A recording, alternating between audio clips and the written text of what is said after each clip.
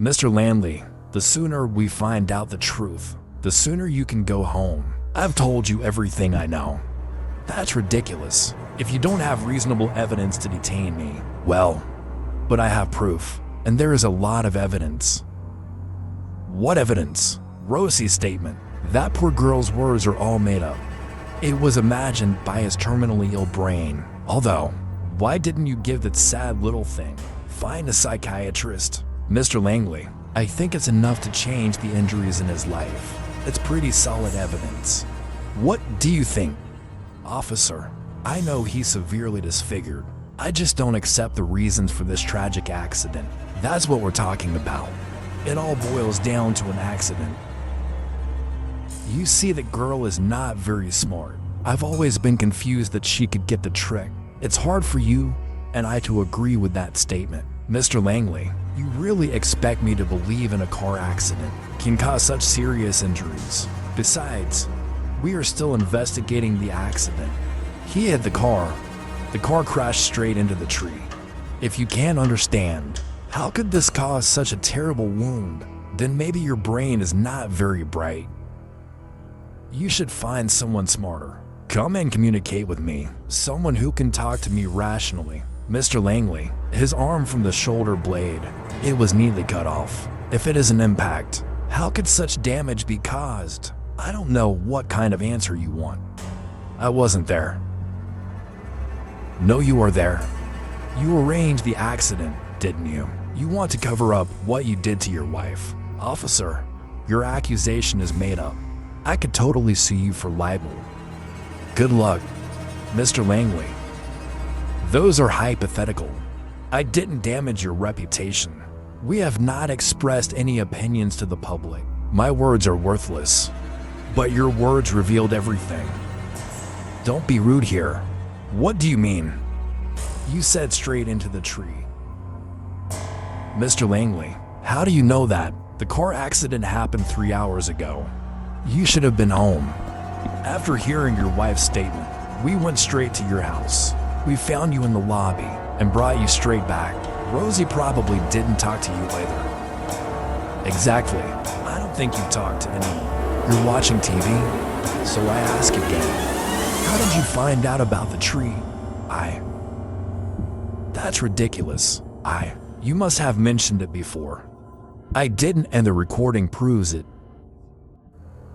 You brutally attacked your wife. Right, Mr. Langley? He wants to go out with his friends. You haven't let him see a friend in months. You haven't let him out in months.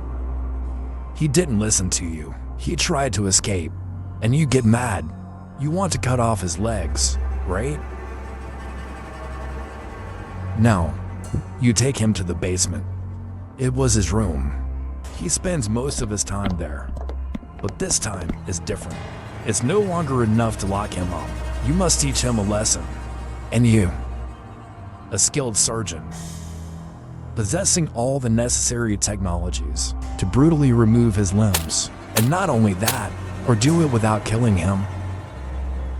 After all, you don't want him to die. You never wanted him to die. You just want to torture him. Let him be with you forever. You can't take this to court.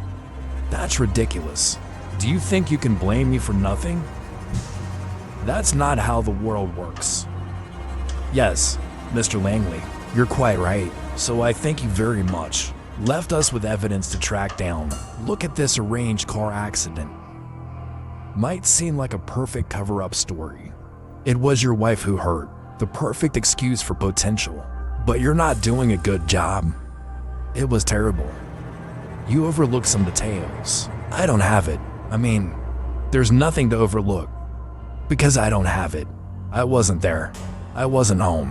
How can I have time? Well, I'm glad you asked that. Around 8 o'clock tonight, you carried your terrified wife Rosie into the car. He kicks and screams. But a passenger without arms, it's hard to make any decent resistance. And then you put a brick on the accelerator. Then watch the car crash into a tree in the suburbs. And then you walk home. Haha. That's the most outrageous story I've ever heard. Here's your proof. A story made up by a deranged woman. He hasn't been normal for several months, officer. Several months. This is what he does to attract attention. Last effort.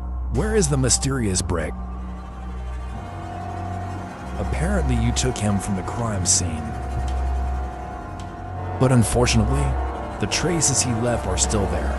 We found runaway debris in the car. It's right next to the throttle. The bricks themselves are also in roadside fields. It was easy to find, just buried. Rossi was conscious at the time. He saw everything. I'm sure it's over, Mr. Langley. For a fragile little bug like Rosie, things will never end. And finally, Langley confessed to everything to shorten her sentence. Sentenced to prison without parole. Loki lives with his parents, but he will never be the same. He was worried that maybe one day Langley would be released.